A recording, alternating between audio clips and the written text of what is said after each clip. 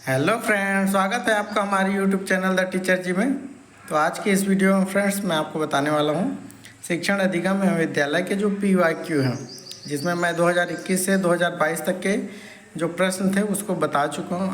आज मैं बताऊँगा 2023 और 2024 के प्रश्नों को, है ना। इसमें हम लगभग नहीं, इसमें हम लोग 40 प्रश्नों को देखेंगे, ठीक है। ये बहुत ही महत्वपूर्ण है फ्रेंड्स, है ना, क्योंकि इसको यदि आप सॉल्व करते हैं तो निश्चित रूप से 4 से 5 प्रश्न आपको अपने परीक्षा जो होगी 29 जून के आसपास आपकी परीक्षा होनी है ना। तो उसमें आपको 4 से 5 जो क्वेश्चन है वो देखने को ज़रूर मिलेंगे। तो इस पार्ट को आप बहुत ध्यान से देखें और सारे प्रश्नों को यदि आप अटेम्प्ट करते हैं तो निश्चित रूप से आपका जो मनोबल है वो बढ़ेगा ही, ठीक। इसमें हम लोग 2023 और 2024 के प्रश्नों को देखने वाले हैं, ठीक। PYQ है शिक्षण अधिगम एवं विद्यालय, जिसको हम लोग शिक्षण अभिरुचि के नाम से भी जानते हैं, ठीक है। तो देखते हैं अब प्रश्नों को, देख लेते हैं फ्रेंड्स प्रश्नों को। अच्छे शिक्षण के लिए क्या आवश्यक है?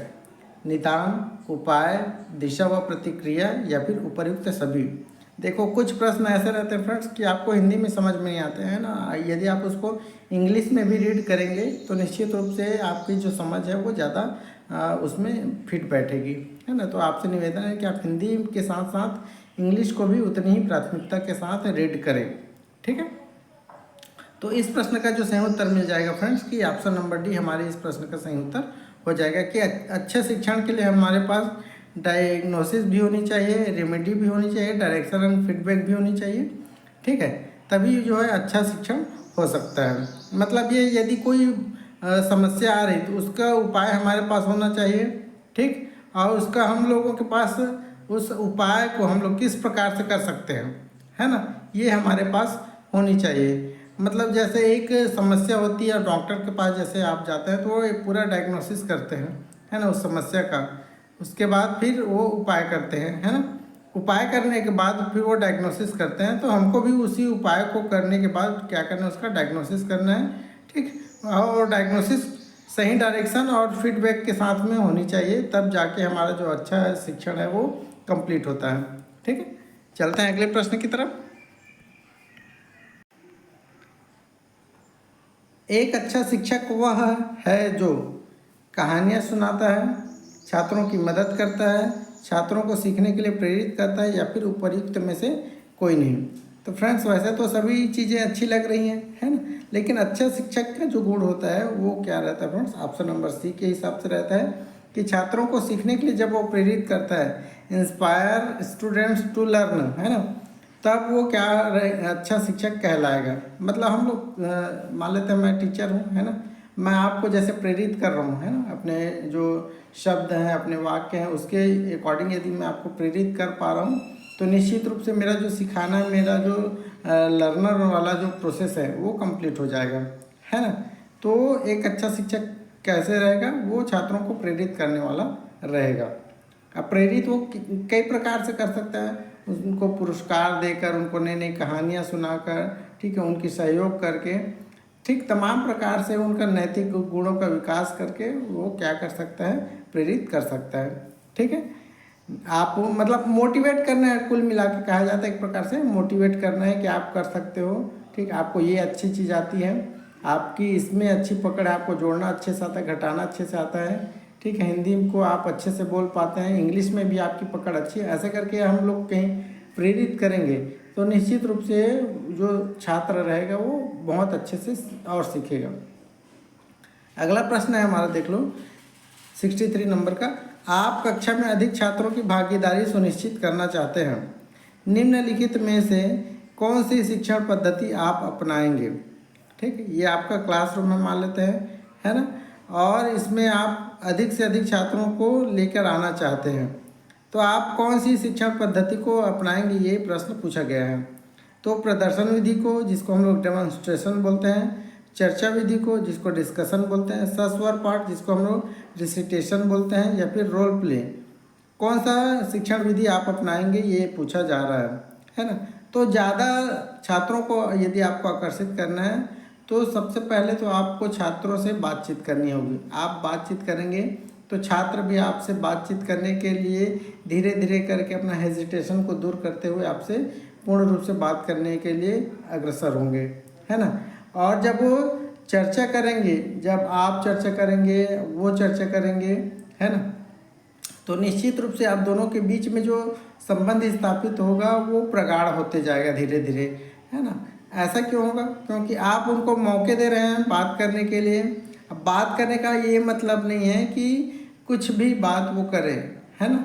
विषय से संबंधित जो टॉपिक है उससे संबंधित यदि आप उनसे प्रश्न पूछ रहे हैं, उसका उत्तर प्राप्त कर रहे हैं, है ना। कुल मिलाकर कहा जाए कि यदि आप उनको मौके दे रहे हैं चर्चा में शामिल होने के लिए, ठीक, उनसे उत्तर जानने की कोशिश कर रहे हैं, उनसे आप प्रश्न बनाओ बेटा, ऐसे करके यदि आप उनको मोटिवेट कर रहे हैं तो निश्चित रूप से फिर जो है वो चर्चा, वो एक सार्थक चर्चा होगी और मज़ा भी आएगा फिर, है ना। तो ऑप्शन भी हमारे इस प्रश्न का सही उत्तर हो जाएगा फ्रेंड्स। ठीक, चलते हैं अगले प्रश्न की तरफ। विद्यार्थियों को अध्ययन के प्रति प्रेरित करने के लिए निम्नलिखित में से कौन सी जानकारी महत्वपूर्ण है? ठीक है, विद्यार्थियों को क्या करना है, ये अध्ययन के प्रति आपको क्या करना है, प्रेरित करना है। तो इसमें से कौन सी जानकारी जो है वो महत्वपूर्ण होगी, ये हमको बताना है। ऑप्शन है सीखने की शैली, व्यक्तित्व, सामाजिक सांस्कृतिक पृष्ठभूमि या फिर उपर्युक्त सभी। तो फ्रेंड्स, अगर विद्यार्थियों को अध्ययन के प्रति हमको प्रेरित करना है ना, तो इसमें से जो तीनों चीज़ें हैं वो होनी चाहिए और ये तीनों चीज़ें जो है उनके लिए महत्वपूर्ण होगी। क्योंकि यदि आप उनको लर्निंग स्टाइल के बारे में बताएंगे, यदि आप उनको सीखने की शैली के बारे में बताएंगे तो निश्चित रूप से वो जो है उसको धीरे धीरे क्या करेंगे, एक्सेप्ट करेंगे और उसी के अकॉर्डिंग फिर वो अपना जो सीखने का प्रोसेस है उस पर आगे बढ़ते जाएंगे, है ना। इससे क्या होगा फ्रेंड्स, यदि आप उनको बताएंगे कि आप अच्छे से पढ़ाई करते हैं, चीज़ों को अच्छे से सीखते हैं, ठीक है, तो निश्चित रूप से आप एक अच्छे सामाजिक व्यक्ति बन जाएंगे और आपका व्यक्तित्व जो है वो निखरेगा। ऐसा यदि आप बता रहे हैं तो निश्चित रूप से क्या होगा, वो प्रेरित होंगे। और सामाजिक सांस्कृतिक पृष्ठभूमि के बारे में भी जानकारी दें कि फलाना लड़का मान लेते हैं, देख लो कि वो एकदम गरीब परिवार का है लेकिन उसकी पढ़ाई का स्टैंडर्ड देखो कितनी अच्छी है ना, हमेशा स्कूल आता है और अच्छे प्रदर्शन करता है। तो आप तो उनसे अच्छे हो, रहन सहन में अच्छे हो, खान पान में अच्छे हो, है ना, तो आप भी अपनी पढ़ाई को स्ट्रेंथ बनाओ, है ना, और आप भी बहुत अच्छे से पढ़ सकते हो, आप अच्छा अध्ययन कर सकते हो। यदि हम इस प्रकार से उनको प्रेरणा देंगे, प्रेरित करेंगे तो निश्चित रूप से जो है वो जो विद्यार्थी रहेगा वो आगे बढ़ते जाएगा और आपके साथ जो टच में रहेगा और आपके टच में रहते हुए फिर अपना व्यक्तित्व का विकास भी करेगा। तो ऑप्शन डी हमारे इस प्रश्न का सही उत्तर हो जाएगा फ्रेंड्स। ठीक है, चलते हैं अगले प्रश्न की तरफ। देश में शिक्षक शिक्षा प्रणाली के नियोजित समन्वित विकास में शामिल शीर्ष संस्था है। ऑप्शन है एनसीटीई, यूजीसी, एनसीईआरटी या फिर नैक। तो फ्रेंड्स, देश की बात हो रही है ना, और देश में क्या चीज़ की बात हो रही है, देश में बात हो रही है शिक्षक और शिक्षा, मतलब शिक्षक को भी शिक्षा की आवश्यकता होती है, इस बात की बात हो रही है ना। तो इस शिक्षक को प्रशिक्षण देना है, शिक्षा देना है, तो कौन सी संस्था जिम्मेदार है ये हमको बताना है। तो दिए हुए ऑप्शन में से जो करेक्ट आंसर है फ्रेंड्स वो है option number A, NCTE, national council for teacher training and education जो है वो हमारा एनसीटीई जो है शिक्षक प्रणाली के लिए जो है वो जिम्मेदार संस्था है। ठीक है, इसमें क्या होता है, शिक्षक को प्रशिक्षण दिया जाता है विभिन्न प्रकार के कि आप बच्चों को किस प्रकार से टीच करेंगे, है ना, उनके साथ कैसे चर्चा करेंगे, तमाम प्रकार के जो प्रशिक्षण है वो इस संस्था के माध्यम से शिक्षकों को प्रदान की जाती है। ठीक है, चलते हैं अगले प्रश्न की तरफ। आप छात्रों में सहयोग और टीम भावना विकसित करना चाहते हैं, इस हेतु आप किस गतिविधि को प्रोत्साहित करेंगे। ठीक है, मान लेते हैं ये आपका पूरा छात्र का ग्रुप है ना, और उसमें आप सहयोग की भावना जो है क्या करना चाहते हैं, विकसित करना चाहते हैं। तो आप किस गतिविधि को करने के लिए उनको प्रोत्साहित करेंगे? ऑप्शन है कला, ऑप्शन बी है वाद विवाद, ऑप्शन सी है प्रोजेक्ट कार्य, या फिर ऑप्शन डी है प्रश्न पूछना। वैसे तो ये चारों महत्वपूर्ण चीज़ें हैं, एक कक्षा के दौरान इन चारों चीज़ों का होना बहुत ही नेसेसरी है, ठीक है। क्योंकि आपके पास कला भी होनी चाहिए, ठीक, बच्चों को अपनी तरफ अट्रैक्ट करने के लिए, उनको वाद विवाद करने का मौका भी मिलना चाहिए, उनको प्रोजेक्ट वर्क दो ताकि वो एक दूसरे का सहयोग करते हुए उस कार्य को संपन्न करें। मान लेते हैं जैसे अपन नवरात्रि का समय शुरू होता है ना, तो बाकी चीज़ें क्या होती है, एक तरफ रहती है, और जो सहयोग की भावना रहती है वो एक तरफ रहती है। प्रत्येक घर से, ठीक, इसके लिए पैसा इकट्ठा किया जाता है, ठीक है, बारी बारी से प्रत्येक दिवस जो है वहाँ पे सेवा करने के लिए अलग अलग टीम बनाई जाती है ना। सबके घर से लकड़ी है और जो तमाम प्रकार की चीज़ें हैं, जो वहाँ की आवश्यक चीज़ें हैं, वो मंगाई जाती है। तो एक टीम भावना प्रोजेक्ट दे दिया जाता है कि इस टीम को आज यहाँ पे अपना जो है जवाबदारी के साथ कार्य करना है करके, है ना। उससे क्या होता है, एक टीम भावना विकसित होती है और सबको इक्वल जो है वो वर्क करना पड़ता है, ठीक। तो छात्रों में भी इसी चीज़ को अपने को क्या करना है, डेवलप करना है। तो ये डेवलप कब होगा, जब हम उनको क्या देंगे, प्रोजेक्ट वर्क देंगे, तब जाके वो इन चीज़ों को कंप्लीट कर पाएंगे। तो ऑप्शन सी जो है हमारे इस प्रश्न का सही उत्तर हो जाएगा फ्रेंड्स, ठीक। सहयोग और टीम भावना विकसित करना है तो प्रोजेक्ट वर्क उनको देना जरूरी है, ठीक। चलते हैं अगले प्रश्न की तरफ। छात्रों के सीखने के तरीकों के बारे में निम्नलिखित में से कौन सा सही है, ये हमको बताना है। ऑप्शन है प्रत्येक बच्चे की सीखने की एक अनूठी शैली होती है, बिल्कुल सही है। ऑप्शन बी सीखने की गति सभी छात्रों के लिए समान होती है, ये गलत है। ऑप्शन सी है बच्चे दूसरे छात्रों के सीखने के तरीके का पालन करते हैं, ये भी गलत है। ऑप्शन डी है सभी बच्चे शिक्षक के निर्देश का पालन करते हैं, ये भी गलत है, ठीक है। ऑप्शन ए हमारे इस प्रश्न का सही उत्तर हो जाएगा फ्रेंड्स, कि सभी जो बच्चे होते हैं, प्रत्येक जो बच्चा होता है, उनके सीखने की जो क्षमता होती है, ठीक, वो अलग अलग होती है। कोई बच्चा बहुत जल्दी सीख जाता है, कोई बच्चा धीरे सीखता है, और कोई बच्चा जो है मीडियम रूप से सीखता है, ठीक है। मान लेते हैं मैंने एक जोड़ने का सवाल बताया, तो एक बच्चा जो है वो उसको एकदम क्विक रूप में क्या करेगा, रिस्पॉन्स करेगा। लेकिन सेकंड जो बच्चा रहेगा वो उसको धीरे धीरे करके वो भी उसको बना लेगा, लेकिन उसकी जो टाइमिंग रहेगी, उसकी जो स्पीड रहेगी, वो पहले बच्चे के मुकाबले में क्या रहेगी, कम रहेगी। वहीं थर्ड एक बच्चा आता है, वो क्या करता है, जो सेकंड बच्चा है उसकी तुलना में थोड़ा कम समय लेके उसको सॉल्व कर लेता है ना। तो सभी का जो टाइमिंग रहेगा वो अलग अलग रहेगा, कि एक ही टाइम पीरियड में सभी करके दिखा दें, ऐसा पॉसिबल नहीं है, ठीक। तो प्रत्येक बच्चे की जो सीखने की एक अनूठी शैली होती है, ये बिल्कुल सत्य बात है। चलते हैं अगले प्रश्न की तरफ। एक शिक्षक को अपने साथियों से कैसा संबंध रखना चाहिए? ऑप्शन है दूसरे शिक्षक की शैली की नकल करनी चाहिए, नहीं, बिल्कुल नहीं। स्वतंत्र विचारों का पालन करना चाहिए, यह ठीक लग रहा है। दूसरे के कार्य में हस्तक्षेप नहीं करना चाहिए, ये तो सही बात है, ठीक है, ये सही बात है ना। और ऑप्शन डी है एक दूसरे को पढ़ाने के प्रभावी तरीके सुझाने चाहिए। तो हमें हमारा जो संबंध होना चाहिए हमारे टीचर साथियों के साथ में कैसा होना चाहिए, कि हम एक दूसरे को क्या है तरीके बताएं कि आप इस तरीके का पालन करके और अच्छा इस टॉपिक को समझा सकते हैं करके। मान लेते हैं आपका साथी शिक्षक जो है वो क्लास ले रहा है और आप वहीं से गुजर रहे हैं, है ना। सेम टॉपिक आपको भी पता है कि किस तरीके से पढ़ाना है, और टीचर को भी पता है कि वो अपने तरीके से पढ़ा रहा है। लेकिन यदि उनकी जो थॉट है, मतलब उसका जो स्टाइल है पढ़ाने का, वो यदि आपको अच्छा नहीं लग रहा है, मतलब अच्छा लग रहा है लेकिन उसमें कहीं सुधार की गुंजाइश अगर आपको नज़र आ रही है, तो निश्चित रूप से यदि आप उनको बताएंगे कि आप इसको इस तरीके से बताएंगे, तो बच्चे और आसानी से समझ पाएंगे, ठीक। मतलब एक दूसरे को प्रभावी तरीके बताएंगे तो जो संबंध है हमारे बीच, ठीक है, वो अच्छा रहेगा हमारे शिक्षक साथियों के साथ में। तो ऑप्शन डी हमारे इस प्रश्न का सही उत्तर हो जाएगा। 69 नंबर का क्वेश्चन है, एक शिक्षक के लिए कक्षा में समस्याओं को हल करने का सबसे अच्छा तरीका क्या है ना।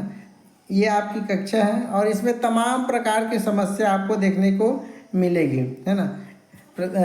बोलेंगे कि सर वो मेरे को मार दिए, सर मेरे कॉपी को ले लिए, सर मेरा पेन ले लिए, ठीक है, सर मेरा ये कर लिए, सर मेरा वो कर लिए। तो तमाम प्रकार की समस्याएं एज ए टीचर आपको देखने को मिलती है कक्षा के दरमियान, है ना। तो आप उन समस्याओं को कैसे जो है आसानी से हल कर सकते हैं, ये आपको बताना है। तो ऑप्शन ए है फ्रेंड्स, अन्य शिक्षक की राय लेनी चाहिए। राय लेकर आप समस्या का समाधान नहीं कर सकते, तो ऑप्शन ए जो है वो गलत है। अपनी राय पर निर्भर रहना चाहिए, ये भी नहीं, सही नहीं है, ठीक है। आप अपने ही राय से कक्षा संचालन करेंगे और समस्या का निदान कर पाएंगे, ये भी जरूरी नहीं है। ऑप्शन सी है, प्राचार्य के दृष्टिकोण का पालन करना चाहिए, ये भी सही नहीं है। मान लेते हैं प्राचार्य बोल रहा है कि जो समस्या लेकर आते हैं उनको झमाझम लगाओ और पूरा कक्षा फिर शांत हो जाएगा, ऐसा करके बोलेंगे तो ये समस्या का समाधान नहीं है ना। तो ऑप्शन डी ही हमारे इस प्रश्न का सही उत्तर है फ्रेंड्स, कि बच्चों द्वारा दिए गए सुझावों पर विचार कर अच्छे सुझावों पर अमल करना चाहिए। बच्चे भी सुझावकर्ता हो सकते हैं, सुझाव देने वाले हो सकते हैं। यदि हम उनके सुझावों का अनुसरण करेंगे तो निश्चित रूप से हमारा जो कक्षा है वो अच्छा वे में चलेगा और उसका प्रतिफल जो है वो अच्छा ही हमको देखने को मिलेगा। फिर चलते हैं अगले प्रश्न की तरफ। देखिए, इन प्रश्नों को यदि आप देख रहे होंगे तो लग रहा होगा कि अरे यार 2021 में भी ऐसे प्रश्न देखने को मिले हैं, 2022 में भी ऐसे ही प्रश्न देखने को मिले हैं, तो 2023 में भी ऐसे प्रश्न देख रहे हैं, तो 2024 में भी आपको ऐसे प्रश्नों का सामना करना पड़ेगा। ये आपके दिमाग में चल रहा होगा। अब 2024 का तो निकल गया है, अब 2025 का जो एग्ज़ाम होगा तो ऐसे प्रश्न आपको देखने को मिलेंगे। तो फ़ायदा क्या होगा इन प्रश्नों को देखने का? फ़ायदा ये होगा फ्रेंड्स कि यदि आप इन प्रश्नों को अच्छे से देख लेंगे तो मैं जो 5 बोल रहा हूँ तो इसमें से 5 प्लस आप ऐड कर लीजिए, उससे ज़्यादा भी प्रश्न आपको देखने को मिल सकते हैं एग्ज़ाम हॉल में, है ना। तो इन प्रश्नों को आप बेहतर तरीके से सॉल्व करिए, निश्चित रूप से आपको ही बेनिफिट होगी, क्योंकि जितना आप ज़्यादा इसमें पारंगत होंगे तो निश्चित रूप से आपको बेनिफिट जो है वो दूसरों के मुकाबले में ज़्यादा होगी। ठीक, प्रश्न है हमारा, करके सीखना क्यों महत्वपूर्ण है? इससे बच्चों में रुचि विकसित होती है, अनुशासन बनाए रखता है, बच्चों को व्यस्त रखता है या फिर शिक्षक को व्यस्त रखता है। तो ऑप्शन ए ही हमारे इस प्रश्न का सही उत्तर होगा फ्रेंड्स, कि इससे बच्चों में रुचि विकसित होती है। जैसे देखो, मैं जो सीख रहा हूँ स्वयं करके सीख रहा हूँ, है ना। मैं जो बोल रहा हूँ ऐसा तो नहीं कि मैं दूसरे को देख के बोल रहा हूँ, ऐसा नहीं है ना। मैं अपने स्टाइल से बोल रहा हूँ, मैं अपने स्टाइल से इसका उत्तर दे रहा हूँ, है ना। मैं इसमें जो मेरे हिस्से एडिट हो पा रहा है मैं वैसा एडिट करके आप लोगों को प्रदान कर रहा हूँ, मतलब मैं खुद करके सीख रहा हूँ ना, है ना। मुझे लगता है कि नहीं यार, यहाँ पे मैंने थोड़ा त्रुटि की, मुझे यहाँ पे ये सुधार करना चाहिए था, ऐसे करके मैं खुद सीख रहा हूँ और अपनी गलतियों को ढूंढ रहा हूँ। वैसे ही यदि आप खुद करेंगे, है ना, तो आप स्टूडेंट के रूप में अपने आप को मान के चलिए, यदि आप खुद करके उत्तर देंगे तो निश्चित रूप से आप संतुष्ट भी रहेंगे और आप ज़्यादा भी सीखेंगे। ऐसा नहीं कि बगल वाले से पूछो और उसका उत्तर मार्क कर लो। हो सकता है कि जो उत्तर बगल वाला किया है वो उत्तर आप भी मार्क कर रहे हैं, लेकिन वो उत्तर जो है वो गलत है ना। उस स्थिति में आपको संदेह बना ही रहेगा, कह रहे यार जो बगल वाले से पूछा वो प्रश्न का उत्तर सही है कि नहीं है। यदि आप खुद करके उसका उत्तर देंगे तो निश्चित रूप से आपके जवाब में आपको संतुष्टि नज़र आएगी। ठीक है, तो बच्चों को भी यदि हम लोग करके सीखने का मौका देते हैं तो वो ज़्यादा सीखते हैं और उनको मज़ा भी आता है। फिर चलते हैं अगले प्रश्न की तरफ।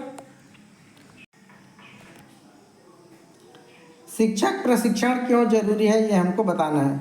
मतलब टीचरों को प्रशिक्षण देने की आवश्यकता क्यों है, ये बताना है। ऑप्शन है, शिक्षण कौशल बढ़ाता है, विद्यालय संगठन के तरीकों को समझाता है, सामग्री का ज्ञान उन्नत करता है या फिर उपर्युक्त सभी। तो फ्रेंड्स देखो, प्रशिक्षण से क्या होता है, शिक्षण कौशल निश्चित रूप से बढ़ता है, आपको नए नए तरीके सीखने को मिलते हैं कि बच्चों को आप किस तरीके से किस टॉपिक को बता सकते हैं, सिखा सकते हैं, समझा सकते हैं करके। ठीक, प्रशिक्षण से क्या होता है फ्रेंड्स कि विद्यालय को किस हिसाब से आपको चलाना है, आप विद्यालय को किस तरीके से अच्छा सुव्यवस्थित बना सकते हैं। ठीक, ये सब प्रशिक्षण का ही पार्ट है। और फिर जो भी आपको सामग्री मिली हुई है उसके अतिरिक्त भी आप उसी सामग्री से रिलेटेड जो है सामान कैसे बना सकते हैं और उसका उपयोग कर सकते हैं, ये जानकारी भी आपको प्रशिक्षण के थ्रू मिलती है ना। तो कुल मिला के कहा जाए तो ऑप्शन डी ही हमारे इस प्रश्न का सही उत्तर बैठता है। ठीक है, चलते हैं अगले प्रश्न की तरफ। आपके पास लड़कों और लड़कियों का मिश्रित वर्ग है, उनके बीच सहयोग को बेहतर बनाने के लिए आप कौन सा तरीका अपनाएंगे। ऑप्शन है माता पिता से समानता पर चर्चा करने के लिए कहेंगे। ऑप्शन बी ऐसे कार्य निर्धारित करेंगे जिन्हें एक साथ किया जा सके। ऑप्शन सी लड़के और लड़कियों को एक बेंच पर बैठाएंगे, पाठों में समानता की बात करें। तो चारों ऑप्शन जो है वो एकदम सही लग रहा है ना।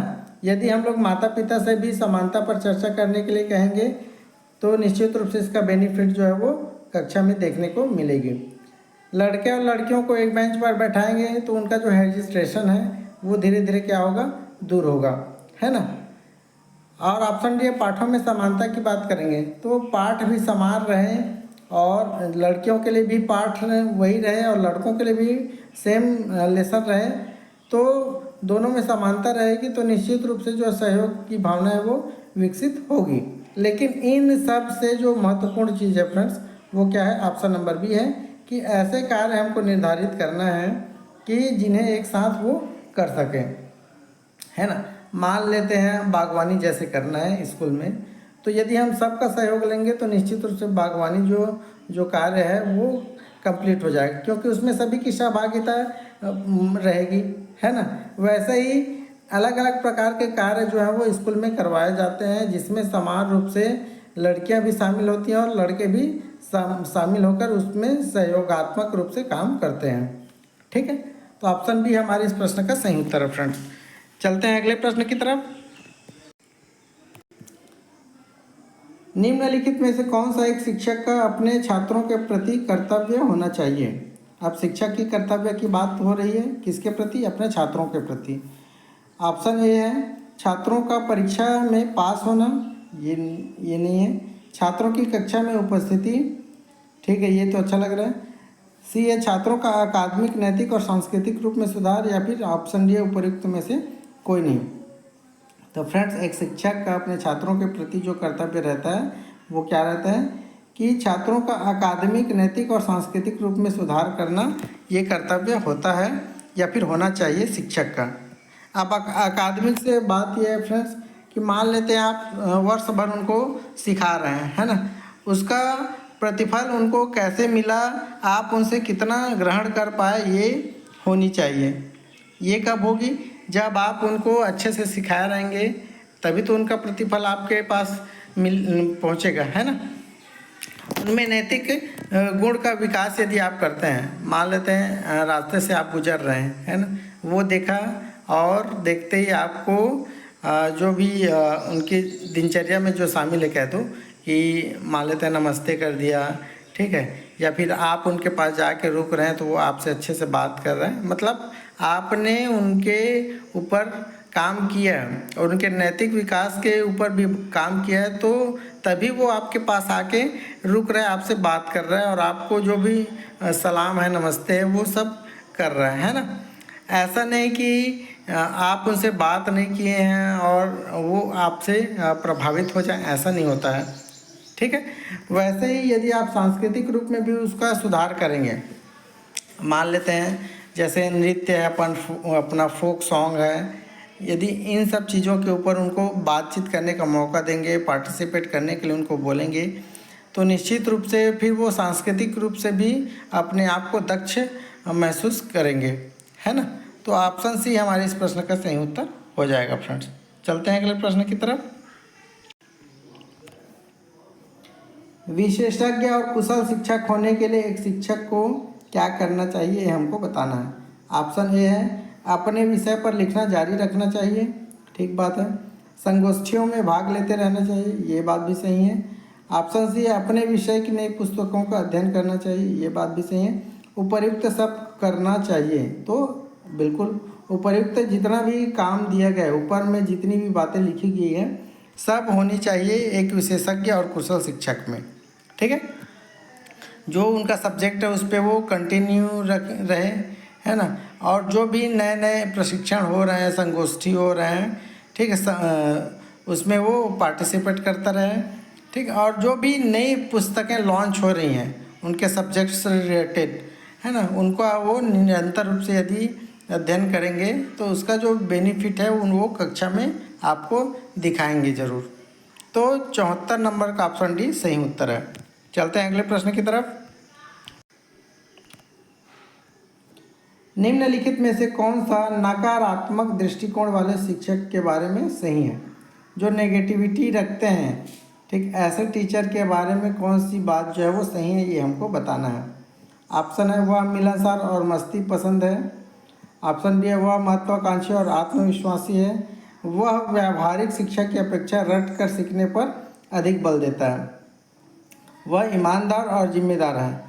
ऐसा नहीं है कि जो नकारात्मक दृष्टिकोण रखता है वह ईमानदार और जिम्मेदार नहीं हो सकता, ऐसा नहीं है। वो हो सकता है, ईमानदार भी हो सकता है और जिम्मेदार भी हो सकता है, ठीक है। वह महत्वाकांक्षी और आत्मविश्वासी भी हो सकता है, ये बात भी सही है, ठीक है।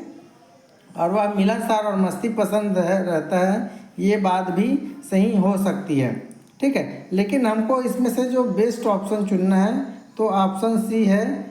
ऑप्शन सी क्या कहता है कि वह व्यावहारिक शिक्षा की अपेक्षा रट कर सीखने पर अधिक बल देता है, ठीक। मतलब ये है कि मैं जो बोल रहा हूँ उसी को आप लोग पढ़ लो, उसी को सीख लो, वही चीज़ सत्य है। तुम जो बोलोगे वो उससे मेरे को कोई मतलब नहीं। अगर ये थॉट रखता है ना, आपको रोज़ रटवाया जा रहा है कि गाय का निबंध रट लो, ठीक है, और वृक्ष का निबंध रट लो, कंप्यूटर का निबंध रट लो, है ना, ये कहीं काम करवा रहा है तो फिर वो आपके व्यवहारिक जीवन में उसका कोई महत्व नहीं रहेगा। यदि यहाँ पे यदि वो ये बोल दे कि वृक्ष के ऊपर आपको 10 लाइन लिखना है या फिर 10 शब्द लिखना है ना, तो निश्चित रूप से आपको करने का मौका मिल रहा है ना। तो आप आराम से 10 शब्द 10 वाक्य वृक्ष के ऊपर अपने शब्दों में लिख सकते हैं, ठीक। तो रट कर से अच्छा जो होता है वो करके सीखने का मौका देना है, ठीक। तो ऑप्शन सी हमारे इस प्रश्न का सही उत्तर हो जाएगा। विद्यालय में शैक्षिक मार्गदर्शन का उद्देश्य है। ऑप्शन है छात्रों के बारे में जानकारी एकत्र करना, छात्रों को उनके अध्ययन के विषयों का चयन करने में मदद करना। ऑप्शन सी है पाठ्यक्रम में बदलाव में मदद करना, या फिर शिक्षकों को अपने छात्रों का चयन करने में और ऑप्शन चयन करने में मदद करना। इसका जो सही उत्तर हमको फाइंड आउट करना है तो सबसे पहले प्रश्न को आपको समझना होगा कि विद्यालय में शैक्षिक मार्गदर्शन, इसको मैं थोड़ा इंग्लिश वाला भी पार्ट देख लेता हूँ, है ना। ये इंग्लिश में इसको कैसे टाइप का,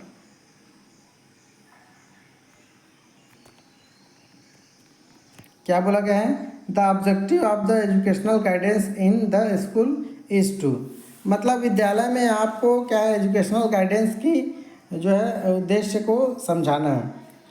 तो जो भी ऑप्शन दिया हुआ फ्रेंड्स उसमें से जो सफिशिएंट उत्तर हमको दिखाई पड़ रहा है, तो इसका जो सफिशिएंट उत्तर है फ्रेंड्स वो है ऑप्शन नंबर बी, कि छात्रों को उनके अध्ययन विषयों के बारे में चयन करने में हमको क्या करना है, मदद करना है।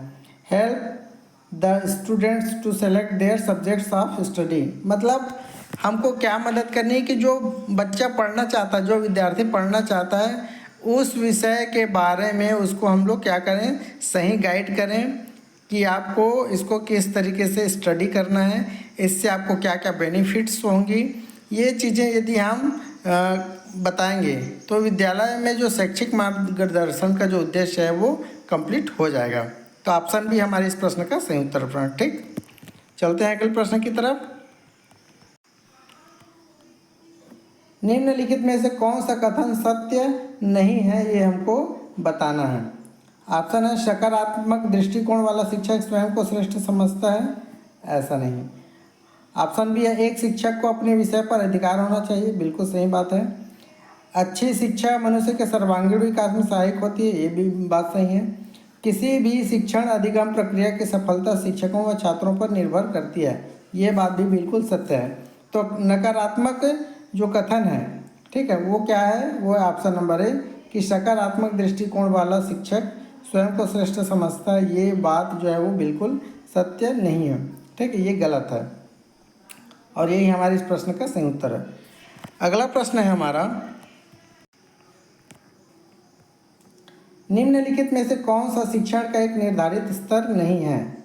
स्मृति, समझ, सहनशीलता या फिर भेदभाव। ये प्रश्न रिपीटेड प्रश्न फ्रेंड्स, और ऐसे जो अभी क्वेश्चन कराए हैं इसमें से भी 3 से 4 प्रश्न जो है वो रिपीटेड है प्रीवियस ईयर के, है ना।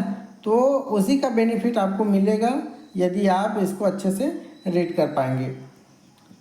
तो ऑप्शन डी हमारे इस प्रश्न का सही उत्तर है, इसमें समझाने की आवश्यकता नहीं है। अगला प्रश्न हमारा देख लो कि निम्नलिखित में से कौन सी सीखने की विशेषता नहीं है? ऑप्शन दिया सीखना व्यवहार में परिवर्तन है, बिल्कुल सही, ये विशेषता है। सीखना हमेशा सकारात्मक होता है, ये गलत बात है। सीखना एक सतत प्रक्रिया है, ये बात भी सही है। सीखना विकास और समस्या को सुलझाने की एक प्रक्रिया है, ये बात भी सत्य है। तो असत्य कौन सा फ्रेंड्स, जो विशेषता नहीं है तो वो क्या चीज़ है? ऑप्शन नंबर बी, सीखना हमेशा सकारात्मक होता है, ये जो है सही विशेषता नहीं है सीखने की। अगला प्रश्न है हमारा, देख लो कि निम्नलिखित में से कौन सी शिक्षण पेशे की विशेषता नहीं है? फिर से नहीं है बताना है। ऑप्शन है इसके अपने मानक है जिनका पालन इसके सदस्यों को करना होता है, बिल्कुल सही बात है। इसमें इन सर्विस ग्रोथ नहीं है, ठीक, ये बात गलत है। इस पेशे में बौद्धिक गतिविधियां शामिल है, बिल्कुल सत्य बात है। The profession is involve in intellectual activities, ठीक है, यह एक नेक पेशा है। इट इज़ नोबल प्रोफेशन, बिल्कुल सत्य बात है कि ये अच्छा पेशा है। शिक्षण कार्य करवाना एक अच्छा पेशा है, ठीक है। इसमें सर्विस ग्रोथ नहीं रहती, ये बोल रही, ये बात जो है वो गलत है। यही हमारे इस प्रश्न का सही उत्तर हो जाएगा। ये हो गए 2023 के प्रश्न। अब हम लोग 2024 के प्रश्नों को देखेंगे फ्रेंड्स। हमारा अगला प्रश्न देख लो कि छात्रों के आलोचनात्मक सोच कौशल को बढ़ाने के लिए सबसे जो निम्नलिखित में से कौन सा तरीका सबसे प्रभावी है ना। तो क्रिटिकल थिंकिंग को हमको क्या करना है? बढ़ाना है। मान लेते हैं बच्चे को छोटी चीज़ें हैं उस पर तर्क लगाने की बात हमको सिखानी है, तो इसमें से कौन सा तरीका है जो सबसे प्रभावी है, ये हमको बताना है। ऑप्शन ए है उन्हें अधिक गृह कार्य देना। ऑप्शन बी है छात्रों को रटाने हेतु प्रोत्साहित करना। ऐसी चर्चाओं की सुविधा देना जिनमें विचारों के मूल्यांकन और संश्लेषण की आवश्यकता हो। या फिर ऑप्शन डी है हर कार्य के लिए स्पष्ट और प्रत्यक्ष निर्देश प्रदान करना। तो फ्रेंड्स देखिए, जो छात्र रहेंगे यदि उनकी आलोचनात्मक सोच को हमको क्या करना है? बढ़ाना है ना। तो जो सबसे प्रभावी तरीका होगा वो क्या तरीका होगा? ऑप्शन नंबर सी, ऐसी चर्चाओं की सुविधा देना जिनमें विचारों के मूल्यांकन और संश्लेषण की आवश्यकता हो। फैसिलिटीज़ देखो, फैसिलिटीज़ जो है facilities discussion that regarding evolution and synthesis of ideas, ठीक, ये बात जो है सही है। ऑप्शन सी हमारे इस प्रश्न का सही उत्तर हो जाएगा।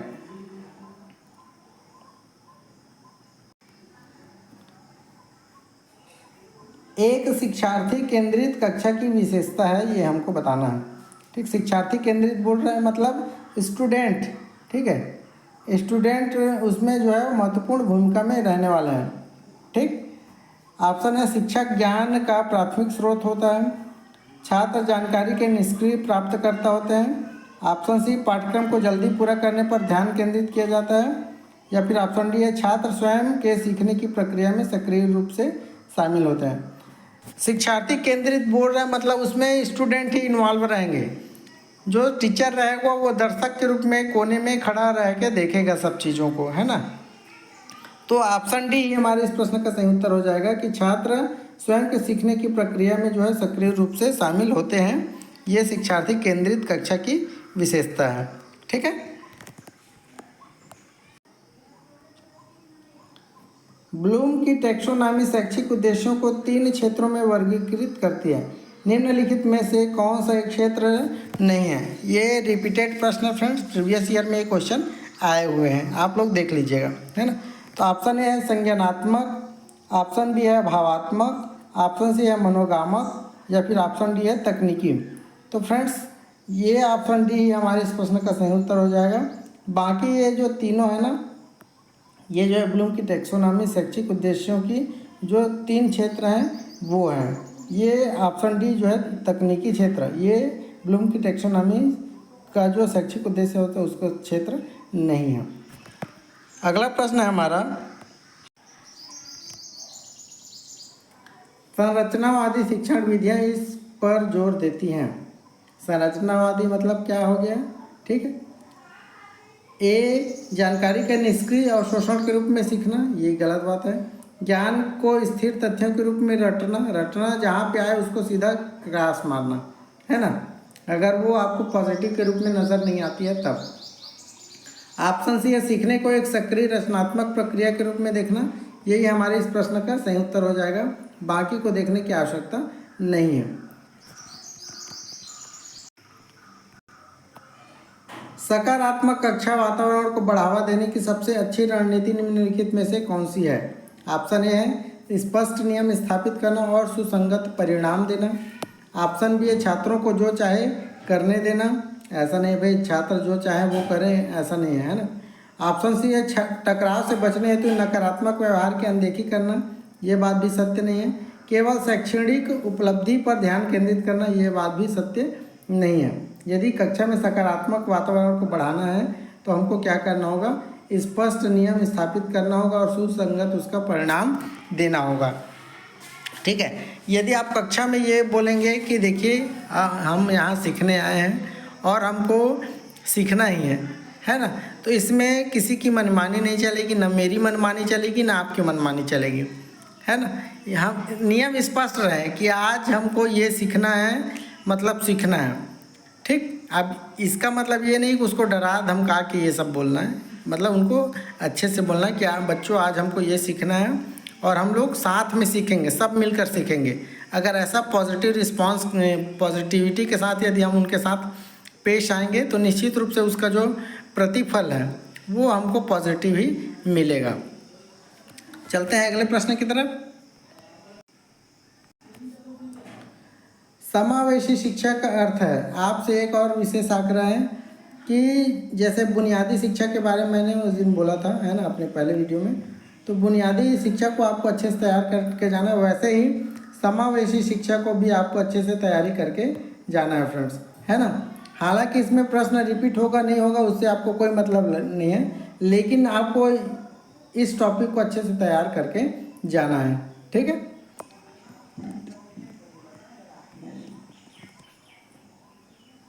समावेशी शिक्षा का अर्थ है, ऑप्शन ए है विकलांग छात्रों को अलग कक्षा में पढ़ाना, बिल्कुल नहीं। सभी छात्रों को उनकी क्षमताओं या दिव्यांगता की परवाह किए बिना एक ही कक्षा में एकीकृत करना, ठीक, बिल्कुल सही बात है। ऑप्शन सी है विशेष शिक्षा सेवाएं केवल सामान्य शिक्षा कक्ष के बाहर प्रदान करना, कक्ष के बाहर आपको प्रदान नहीं करना विशेष शिक्षा जो है। ऑप्शन डी है केवल प्रतिभाशाली छात्रों की आवश्यकताओं पर ध्यान देना, ऐसा नहीं कि जो इंटेलिजेंट है केवल आप उनके ऊपर ही फोकस रहें, ऐसा नहीं, ये सब प्राइवेट स्कूल में होता है ना। गवर्नमेंट स्कूल में इस चीज़ की बिल्कुल मनाही है ना। प्राइवेट स्कूल में क्या होता है, जो टैलेंटेड रहता है सबसे ज़्यादा, केवल उसी के पीछे सारा वर्क होता है और फिर वो सबसे अच्छा प्रदर्शन करके स्कूल का नाम रोशन कर देता है ना। एक छात्र जो है वो स्कूल का नाम क्या कर देगा, आबाद कर देगा, ऐसा है। प्राइवेट स्कूल का जो कार्य रहता है वो लगभग ऐसा ही रहता है, लेकिन गवर्नमेंट स्कूल में इसकी जो है वो महत्ता जो है वो बिल्कुल न्यून है। यहाँ पे सभी छात्रों के साथ में समान व्यवहार किया जाता है और सभी को समान रूप से सीखने का जो है अवसर प्रदान किया जाता है। ठीक। तो ऑप्शन बी हमारे इस प्रश्न का सही उत्तर हो जाएगा कि सभी छात्रों को उनकी क्षमताओं या दिव्यांगता की परवाह किए बिना ही एक कक्षा में एकीकृत करना है। यहाँ पे देखो एक थोड़ा कठिन शब्द आप लोगों को लग सकता है, ये दिव्यांगता। तो दिव्यांगता का मतलब ये है फ्रेंड्स, जो शब्द आप क्या उसको प्रयोग नहीं करना है, ठीक। उसको हम लोग जो जो फिजिकली रूप से या फिर मेंटली रूप से सक्षम नहीं है ना। किसी का एक पैर वर्क कर रहा है, दूसरा पैर वर्क अच्छे से नहीं कर रहा है। किसी का एक हाथ अच्छे से वर्क कर रहा है, दूसरा हाथ अच्छा से वर्क नहीं कर रहा है। किसी को सुनाई कम पड़ती है, दिखाई कम पड़ती है, तो ये सब दिव्यांगता की श्रेणी में आता है, ठीक है। चलते हैं अगले प्रश्न की तरफ। देखिए, कक्षा प्रबंधन से भी प्रश्न आ गए। कक्षा प्रबंधन का मुख्य उद्देश्य, ये भी रिपीटेड है ना, कक्षा प्रबंधन भी रिपीटेड श्रेणी में आ रहा है। ऑप्शन ए है, कक्षा प्रबंधन का मुख्य उद्देश्य क्या है, तो ऑप्शन ए है हर समय सख्त अनुशासन बनाए रखना। बिल्कुल नहीं है, हर समय आप ऐसा नहीं कर सकते। ऐसा वातावरण बनाना जहाँ प्रभावी शिक्षण एवं सीखने की प्रक्रिया हो सके, बिल्कुल सत्य बात है। सी ऑप्शन है, यह सुनिश्चित करना कि छात्र अपना गृह कार्य समय पर पूरा करें। या फिर ऑप्शन डी है, कक्षा में समूह कार्य को कम करना। तो समूह कार्य को यदि आप कम करेंगे तो उसका परिणाम जो है वो नेगेटिव ही आपको देखने को मिलेगी, ठीक है। तो ऑप्शन बी हमारे इस प्रश्न का सही उत्तर बैठता है फ्रेंड्स, कि ऐसा वातावरण हमको कक्षा में बनाना है जहाँ पे प्रभावी शिक्षण हो और सीखने की जो प्रक्रिया है वो चलती रहे कक्षा के दरमियान। ऐसा वातावरण अपने को बनाना है। फ्रेंडशिप, जो फ्रेंडली वातावरण है वो अच्छे से रखना है। कक्षा में साज सज्जा अच्छे से होनी चाहिए, रोशनी की अच्छी व्यवस्था होनी चाहिए। आप खुद अच्छे पहनावे के साथ वहाँ जाएं और बच्चों को भी उसके लिए क्या करें, प्रेरित करें कि आपको भी देखो मैं रोज़ कंघी करके आता हूँ, है ना, रोज़ मैं बढ़िया अच्छे कपड़े, साफ़ सुथरे कपड़े पहन के आता हूँ। तो आप भी अपने जो यूनिफॉर्म में आते हो उसको अच्छे से साफ़ सुथरा पहन के आया करो। ऐसे करके यदि हम उनको प्रेरित करेंगे तो निश्चित रूप से वहाँ पे जो सीखना है वो आपसे सीखेंगे, है ना। जैसा आप उनके साथ व्यवहार करेंगे वैसे ही छात्र भी आपके साथ व्यवहार करेंगे ना। यदि आप अच्छे से बढ़िया सज धज के जा रहे हैं, अच्छे से अच्छे मतलब पोशाक में जा रहे हैं, तो बच्चे भी कहीं ना कहीं उसको अपने दिमाग में रखते हैं कि फला टीचर जो है वो अच्छा पहन के आता है, वो अच्छा लगता है, तो हमको भी उससे उनसे सीखनी चाहिए। ऐसा करके उनके दिमाग में चलते रहता है ना। लेकिन बच्चे रहते हैं, छोटे बच्चे रहते हैं, तो आपके मुकाबले वो जो है उन चीज़ों को, अब उसको क्या, उनको क्या है, एक ही यूनिफॉर्म में आनी है ना। तो आप रोज़ नए नए कपड़े पहन बदल के जा रहे हैं, तो ऐसा तो नहीं छात्र भी रोज़ नए नए कपड़े बदल के आए आपके पास, है ना। स्कूल का एक नियम होता है कि उनको यूनिफॉर्म में आना है। तो बस आपको ये बोल देना है कि आप जो यूनिफॉर्म पहन के आ रहे हो उसको साफ़ सुथरे रूप में पहन के आओ, बाल को बढ़िया कंघी करके आओ, नाखून कटा रहे, रोज़ ब्रश करो, है ना, रोज़ नहा के आओ, ठीक है, अब बढ़िया रगड़ के नहाओ। ऐसे करके यदि आप उनको देंगे, मतलब प्रेरणा देंगे, तो वो धीरे धीरे आपके बातों को अच्छे से सुनकर सीखेंगे और उसका परिणाम आपको फिर अच्छा दिखने को मिलेगा कक्षा में, ठीक है। चलते हैं अगले प्रश्न की तरफ। फ्लिप्ड कक्षा मॉडल का सबसे अच्छा वर्णन निम्नलिखित में से कौन सा है। ऑप्शन है, छात्र घर पर वीडियो व्याख्यान देखते हैं और कक्षा में पारस्परिक गतिविधियों में भाग लेते हैं। ऑप्शन बी है, शिक्षक कक्षा में व्याख्यान देते हैं एवं अभ्यास के लिए गृह कार्य देने हैं, ये देते हैं, ये होगा, ये देते होंगे। बहुत प्रिंट मिस्टेक आपको देखने को मिल सकता है ना, है ना। पंडित सुंदरलाल शर्मा का जो पेपर आता है उसमें आपको प्रिंट मिस्टेक देखने को मिल सकता है, तो वहाँ पे अपना दिमाग भी आपको यूज़ करना है। ऑप्शन सी है, छात्र कक्षा में परियोजनाओं पर काम करते हैं, घर पर पाठ्य पुस्तकें पढ़ते हैं। ऑप्शन डी है, पाठ्यक्रम बिना किसी शिक्षक के हस्तक्षेप के पूरी तरह से छात्र निर्देशित होता है। ऐसा नहीं है ना। छात्र कक्षा में परियोजनाओं पर काम करते हैं, घर पर पाठ्य पुस्तकें पढ़ते हैं, ये बात भी सत्य नहीं है। तो जो फ्लिप मॉडल का जो सबसे अच्छा वर्णन करता है वो कौन सा है फ्रेंड्स, वो है ऑप्शन नंबर ए, कि छात्र घर पर वीडियो व्याख्यान देखते हैं और कक्षा में पारस्परिक गतिविधियों में भाग लेते हैं। मान लेते हैं, देखना, यदि कोई धारावाहिक चल रही है ना, तो बच्चे उनको देखते हैं। जैसे मान लेते हैं छोटा भीम है ना, छोटा भीम मान लेते हैं सभी, लगभग सभी बच्चों को वो पसंद है। छोटा भीम है, मोटा पतलू मोटा वाला एक आता है ना, वो आता है, गट्टू वाला एक सीरीज आता है। यदि वो लोग देखते हैं इनको, तो उनसे जो चीज़ें सीखते हैं वो, है ना, तो वो कक्षा में आके अपने दोस्तों से उसको शेयर करते हैं कि आज यार मैं ये देखा हूँ और उसमें ये बातें सिखाई जा रही थी, और उसके जैसे ही वो एक्टिंग करने की कोशिश करते हैं, है ना। तो दूसरा छात्र भी सेम चीज़ को देखा रहता है, तो वो भी बोलता है अरे इसको ऐसा नहीं किया था यार, ऐसे किया था, ऐसे करके वो एक दूसरे को क्या करते हैं, सिखाते भी हैं, है ना। तो वो वीडियो लेक्चर देख रहे हैं घर में, ठीक, रील्स देख रहे हैं, और इसी को फिर अपने दोस्तों के साथ या फिर कक्षा में जो है वो प्रदर्शित करते हैं। ये फ्लिप्ड कक्षा मॉडल का सबसे अच्छा वर्णन करता है। चलते हैं अगले प्रश्न की तरफ। शिक्षा के संदर्भ में स्कैफोल्डिंग का क्या अर्थ है, ये हमको बताना है। ऑप्शन ए है बेहतर कक्षा वातावरण के भौतिक संरचनाओं का निर्माण करना। ऑप्शन बी है छात्रों को अस्थायी सहायता देना ताकि वे उस कार्य को कर सकें जो वे अकेले नहीं कर सकते। ऑप्शन सी है छात्रों को बिना किसी मार्गदर्शन के स्वतंत्र काम करने देना।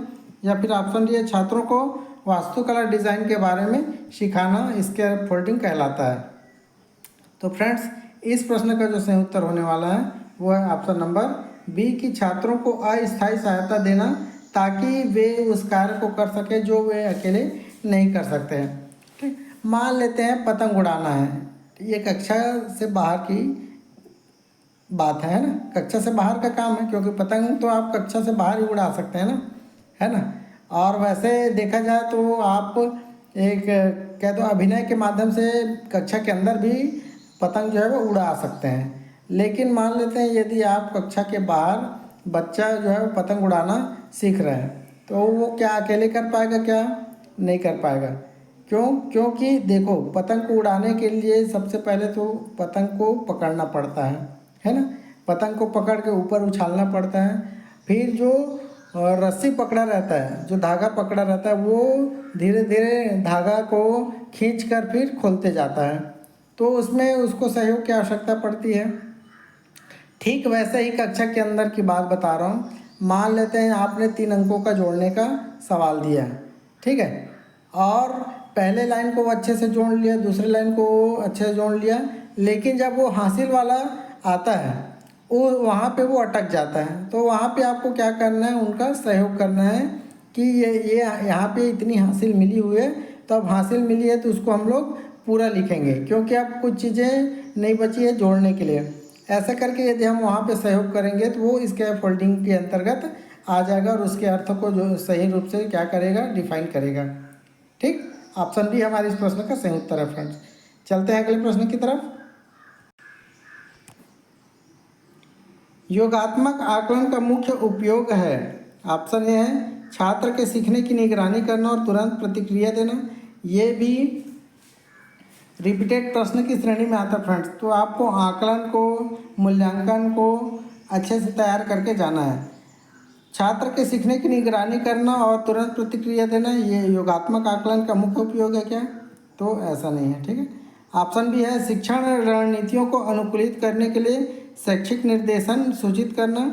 ये बात भी सही नहीं है। एक शैक्षिक इकाई के अंत में छात्र के सीखने का मूल्यांकन करना। या फिर ऑप्शन बी है केवल अनुसंधान उद्देश्यों हेतु आंकड़ा संग्रह करना। केवल आप आंकड़ा को संग्रहित करके जो है वो योगात्मक आकलन नहीं कर सकते और उसका उपयोग नहीं कर सकते। तो ऑप्शन कौन सा जो है हमारे लिए सफिशिएंट है फ्रेंड्स? ऑप्शन नंबर सी।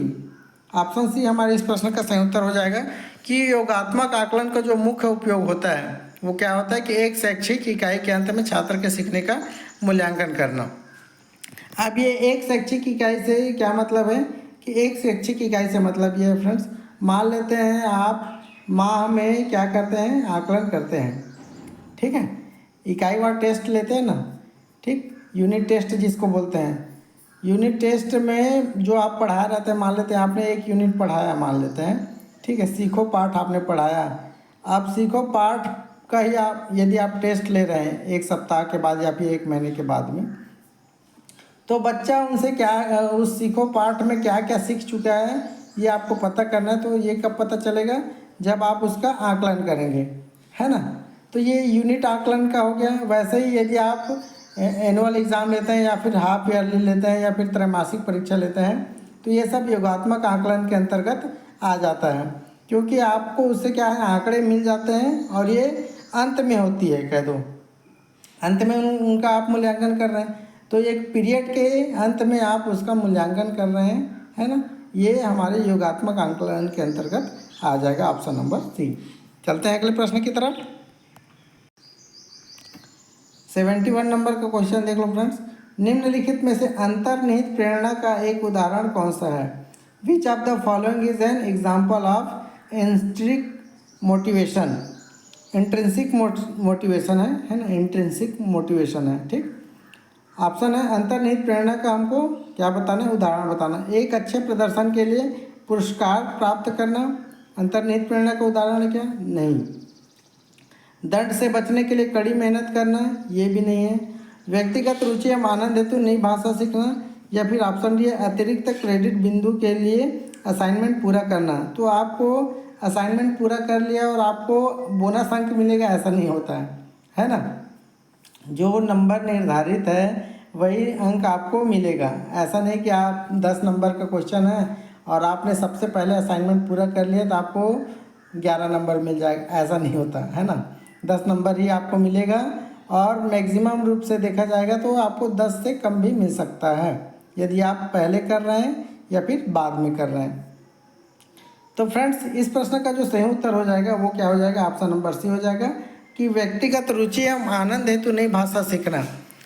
मतलब यदि आपकी रुचि है, ठीक है, और आपको आनंद मिल रहा है तो आप थर्ड लैंग्वेज भी सीख सकते हैं, है ना। मान लेते हैं आप हिंदी अच्छे से बोल लेते हैं, छत्तीसगढ़ी अच्छे से बोल लेते हैं, तो आप क्या कोशिश करेंगे, आपको मज़ा आएगा इंग्लिश सीखने। चलो मैं इंग्लिश भी सीख लेता हूँ, मुझे ये इंग्लिश जो है अच्छी लग रही है, मेरी रुचि है इसमें, तो चलो मैं ये थर्ड लैंग्वेज भी सीख लेता हूँ।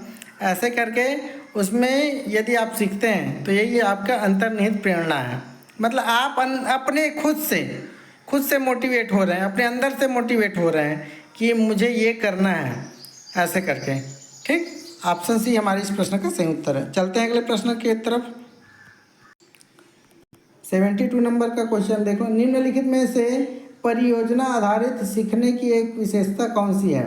विच of the following is characteristic of project based learning.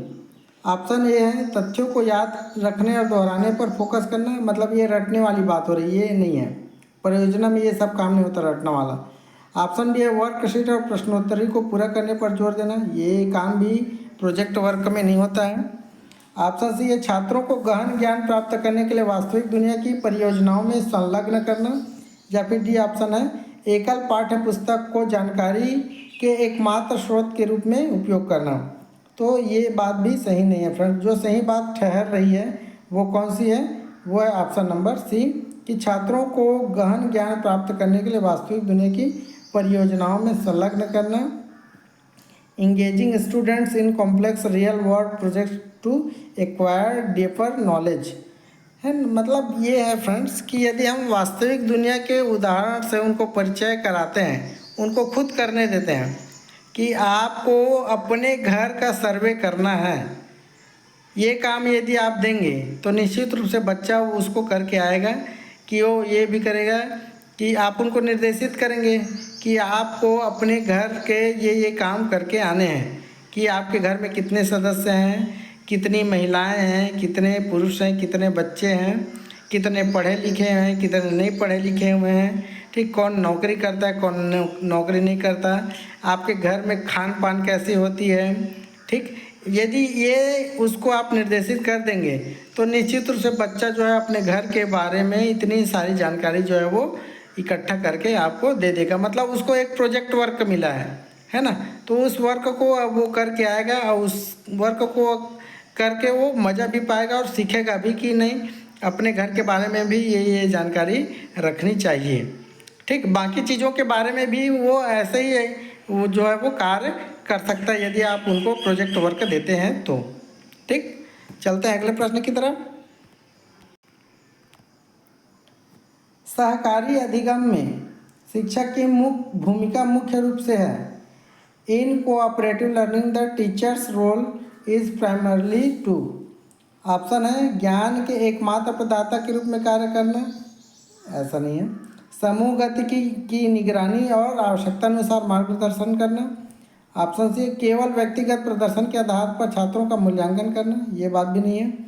Option D है बिना किसी सहायता के कार्य सौंपना, ये बात भी सही नहीं है। ठीक है, तो ऑप्शन बी सही ठहरता है हमारे इस प्रश्न के उत्तर के लिए। समूह गतिकी की निगरानी करना और आवश्यकता अनुसार उनको मार्गदर्शन करना, monitor group dynamics and provide guidance as needed. मतलब ये है फ्रेंड्स, यदि आप सहकारी अधिगम करवा रहे हैं, मतलब समूह में जो है काम करवा रहे हैं, तो आप क्या करेंगे, बीच बीच में उस अलग अलग समूह में जाके देखेंगे कि कार्य सही रूप से चल रहा है कि नहीं चल रहा है। कहीं पे बच्चों को सहयोग की आवश्यकता है क्या, आप वहाँ पे देखेंगे, फिर तुरंत वहाँ पे आप सहयोग भी करेंगे कि इसको इस प्रकार से करना है। साथ ही आप उनको मार्गदर्शन करेंगे कि इस ग्रुप में ये जानकार है, तो आप इनसे प्रश्न पूछो या फिर जो भी समस्या है वो इनसे पूछो और इनका उत्तर आप प्राप्त कर लो। ऐसे करके आप उनको मार्गदर्शन करते जाएंगे, है ना।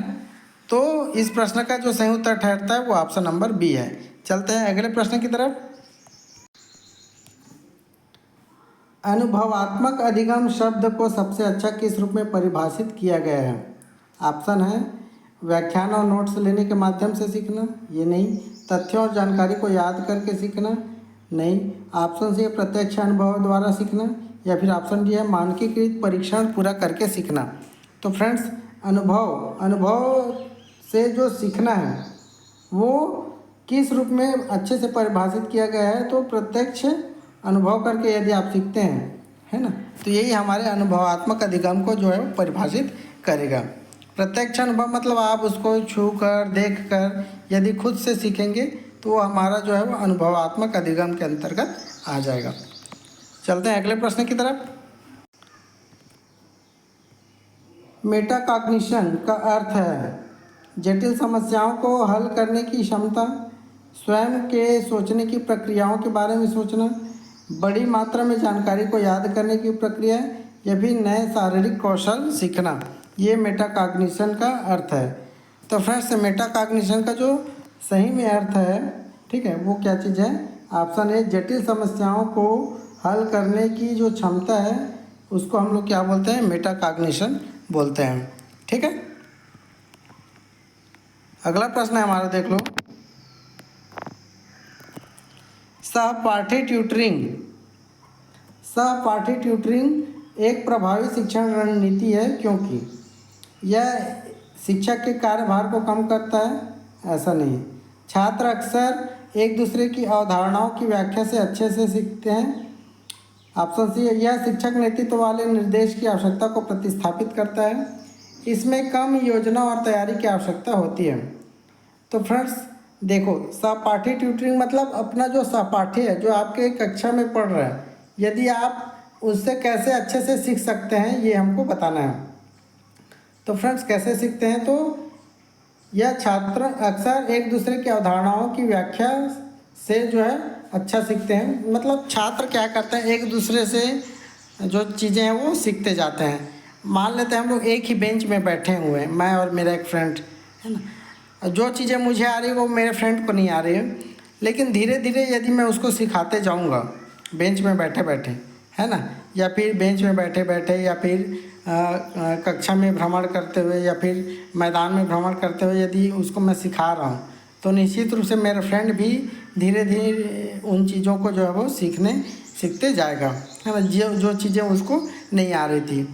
तो यही हमारे सहपाठी ट्यूटरिंग का जो है वो अच्छा उदाहरण है और ये प्रभावी शिक्षण रणनीति भी है। चलते हैं अगले प्रश्न की तरफ।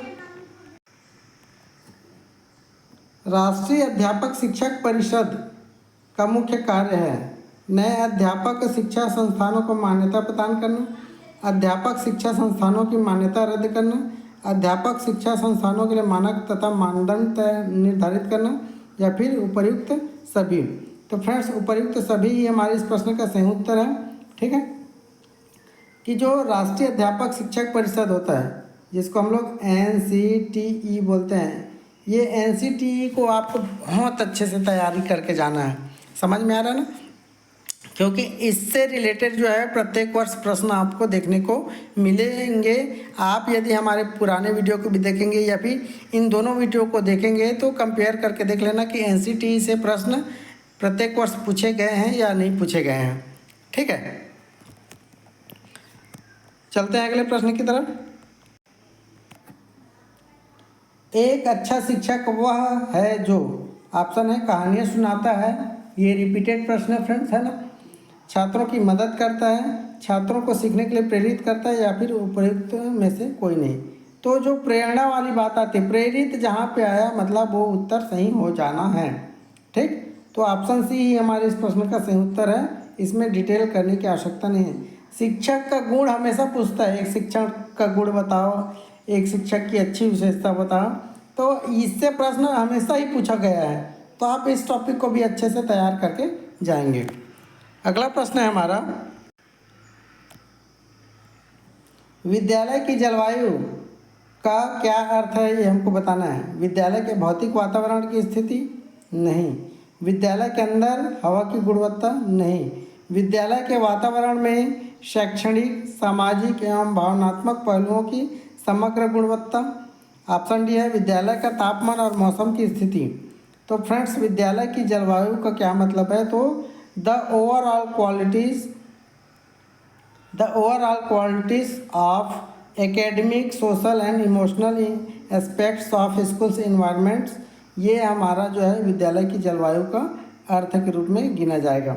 मतलब यह है कि विद्यालय के वातावरण में शैक्षणिक, सामाजिक, भावनात्मक पहलुओं की समग्र गुणवत्ता जो है वो हमारे इस प्रश्न को सही उत्तर के रूप में देता है। ठीक है, चलते हैं अगले प्रश्न की तरफ।